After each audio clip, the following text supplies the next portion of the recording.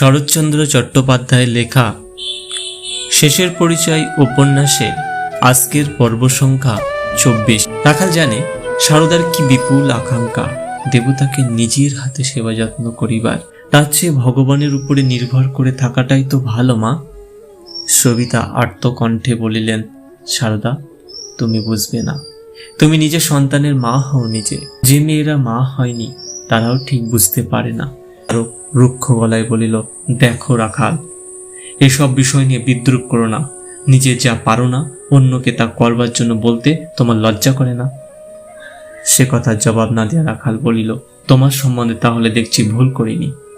আমি জানতাম তুমি এই রকমই কিছু একটা বলবে।